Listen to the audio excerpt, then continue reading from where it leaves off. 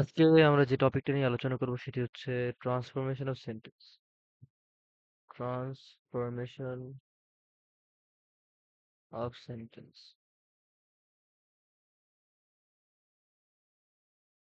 Affirmative two negative.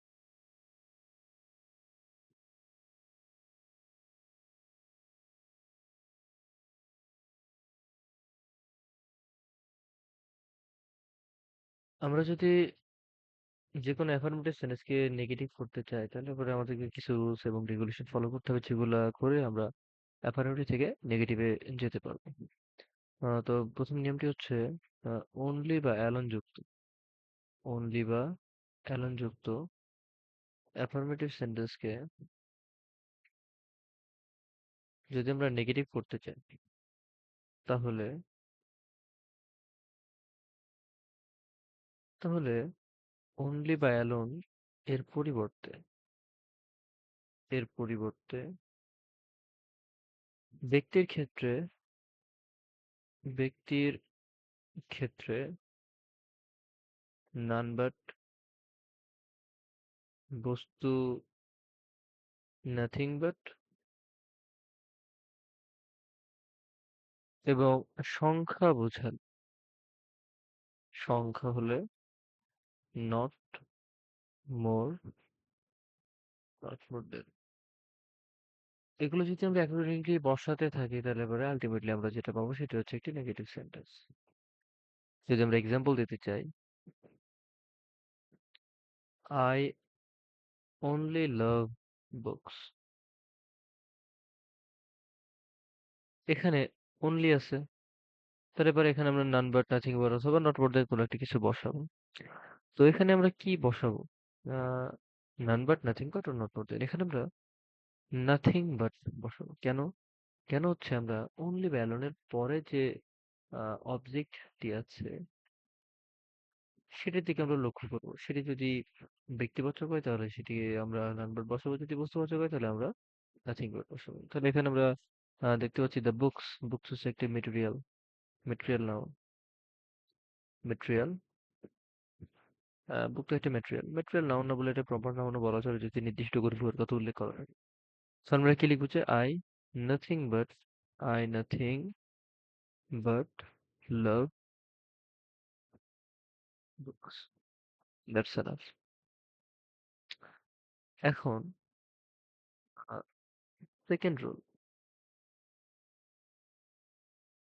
যে every যুক্ত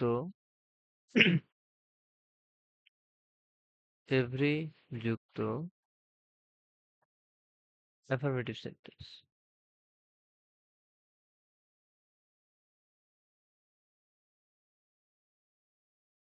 every যুক্ত অ্যাফার্মেটিভ সেন্টেন্সকে যদি আমরা নেগেটিভ করতে যাই তাহলে এভরি এর পরিবর্তে এভরি এর পরিবর্তে আমরা বসাবো হচ্ছে, সরি, এভরি এর পরিবর্তে there is no plus every এর পরের অংশ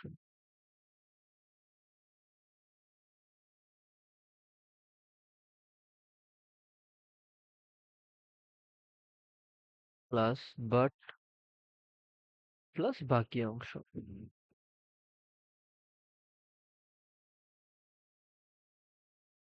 এখন আমরা যদি একটা উদাহরণের দিকে লক্ষ্য করি, যে এভরিবডি লাভস মি, যদি আমরা লিখি যে এভরিবডি লাভস মি তাহলে এটা নেগেটিভ আমরা কি লিখতে পারি, যে there is no, there is no, বলা হয়েছে যে এভরি এর পরের অংশ, তাহলে এখানে কি হবে, there is nobody but loves, but এবং বাকি অংশ।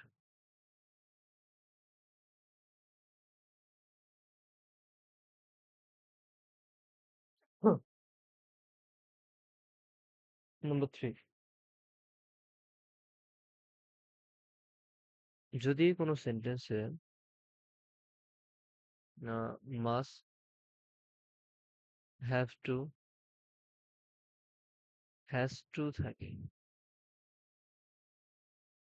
তবে এই তিনটার পরিবর্তে ক্যান নট, বাট, অথবা অথবা ক্যান নট হেল্প বসাতে পারি আমি। Can not help. এখন এখানে আমাদের মাথায় রাখতে হবে যে can not but, can not but এরপরে অলওয়েজ বসে ভি ওয়ান ভার্বের present, but but can not help এর পরে ক্যান নট হেল্প প্লাস ভার্বের সাথে অলওয়েজ আইএনজি হয়ে থাকে। তাহলে আমি যদি এক্সাম্পল দিই যে he must he must go,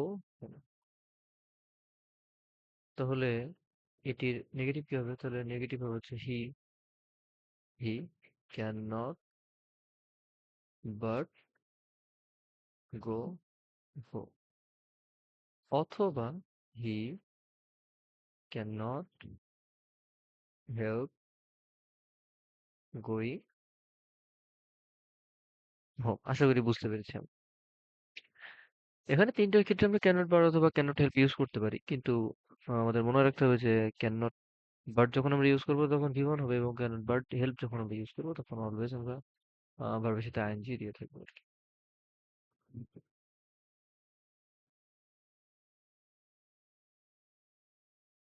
এখন আসি আমরা নম্বর 4, যে সামটাইমস যুক্ত। সামটাইমস যুক্ত অ্যাফার্মেটিভ সেন্টেন্সকে আমরা যদি নেগেটিভ করতে চাই, তাহলে আমরা সামটাইমস এর পরিবর্তে বসাবো হচ্ছে not always. Not always. Sometimes কিন্তু নিজে একটু নেগেটিভ অর্থ বহন করে। সামটাইমস মানে মাঝে মাঝে, মানে কখনো কখনো করে কখনো করে না, এরকম বুঝে বুঝি আর কি। এবং নট অলওয়েজ মানে ওই মাঝামাঝি বোঝায় যে সে মাঝে মাঝে এই কাজটা করে, আবার মাঝে মাঝে এই কাজটা করে না। তাহলে আমরা যদি এটিকে নেগেটিভ করতে চাই, এরকম একটা সেন্টেন্সকে যেটাতে সামটাইমস আছে, if we want to convert or transform a sentence from affirmative to negative into or containing sometimes, then he sometimes he sometimes smokes, সে মাঝে মাঝে ধূমপান করে। তাহলে এটাকে আমরা যদি নেগেটিভ করতে, তাহলে কি হবে? He not always smokes. That's it, that's it. এখন এখন আমরা দেখবো হচ্ছে আহ নাম্বার 5, রোল নাম্বার 5। 5 হচ্ছে অলওয়েজ যুক্ত। অলওয়েজ যুক্ত একটা সেন্টেন্সকে যদি আমরা নেগেটিভ করতে চাই, নেগেটিভ করতে হলে আমরা কি করব? অলওয়েজ এর পরিবর্তে বসাবো হচ্ছে নেভার। অলওয়েজ এর পরিবর্তে কি বসাবো? নেভার বসাবো। এবং এই সেন্টেন্সে যে অ্যাডজেক্টিভটা থাকবে, সেই অ্যাডজেক্টিভের বিপরীত শব্দটি আমরা ব্যবহার করব। এক্সাম্পল দিলে এটা ভালোভাবে বোঝা যাবে যে যে he he always comes late. He always comes late, সে সবসময় দেরি করে আসে। তাহলে এটাকে যদি আমরা নেগেটিভ করতে চাই, তাহলে কি হবে? সে সবসময় দেরি করে আসে, তাহলে সে কখনোই সঠিক সময়ে উপস্থিত হয় না। এটার বাংলা এটা হয়। তাহলে আমরা এটাকে যদি কনভার্ট করি, he he never comes, or he is never, sorry, আমরা যদি এক্সাম্পলটা এভাবে দেই, he is always late, he is never. এখানে কারণ কি বলতো? এখন আমরা অলওয়েজ এর পরিবর্তে নেভার বসাইছি, এবং এর পরে যে শব্দটি আছে, অ্যাডজেক্টিভটি আছে, যেটা দিয়ে নাউনের দৈর্ঘ্য, গুণ, অবস্থা, সংখ্যা, পরিমাণ, পরিমাপ ইত্যাদি বোঝায়, সেটি আমরা চেঞ্জ করে তার বিপরীত শব্দটি বসাবো। তাহলে এখানে লেটের বিপরীত শব্দ কি হতে পারে? কেউ বলতে পারবা? আহ, আশা করি সবাই পেরেছো। সেটি হচ্ছে পাংচুয়াল। এটা মনে হচ্ছে সময়ানুবর্তিত, যে সময় ঠিক সময় আসে। ঠিক সময়ে আসা। তাহলে আমরা যদি এটা বলি যে ইজ ইজ অলওয়েজ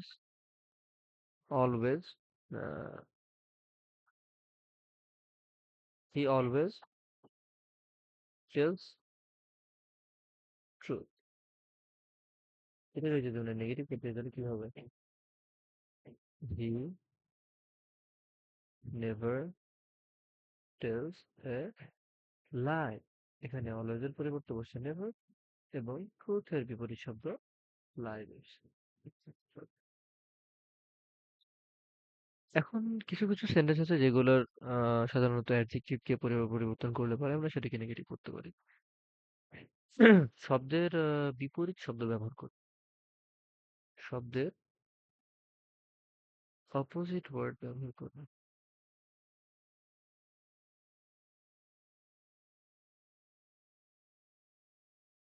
শব্দের অপোজিট ওয়ার্ড ব্যবহার করি।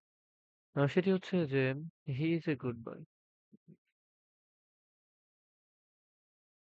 তাহলে আমরা বলতে পারি he is a good boy, সে ভালো ছেলে। তাহলে সে খারাপ ছেলে না। তাহলে হবে he is not a bad. আরো এক্সাম্পল যদি আমরা দিতে চাই যে হি ইজ ক্লেভার। ক্লেভার মানে হচ্ছে চালাক। চালাক। তাহলে হি ইজ নট ফুল। সে বোকা নয়। ফুল মানে হচ্ছে বোকা। আরে যেখানে আমরা একটা নট নিয়ে আসছি, বোকা নয়। এগুলো করতে হলে তোমাদের আসলে জানতে হবে যে কোন অ্যাডজেক্টিভের ভিতরে কোনটা। গুড, গুড থেকে ব্যাড, ক্লেভার, ক্লেভার থেকে ফুল, ইন্টেলিজেন্ট থেকেও ফুল, কানিং থেকেও ফুল, আবার টল থেকে শর্ট, হোয়াইট থেকে ব্ল্যাক, ইত্যাদি ইত্যাদি। বিউটিফুল থেকে আগলি। তো কেউ যদি মোটামুটি এগুলা জেনে রাখে, এই ছয়টি রুলস জেনে রাখে, তাহলে পরে তার জন্য মোটামুটি অ্যাফার্মেটিভ টু নেগেটিভ ইনশাল্লাহ কভার আপ হয়ে যাবে। সো আজকের মতো এটুকু।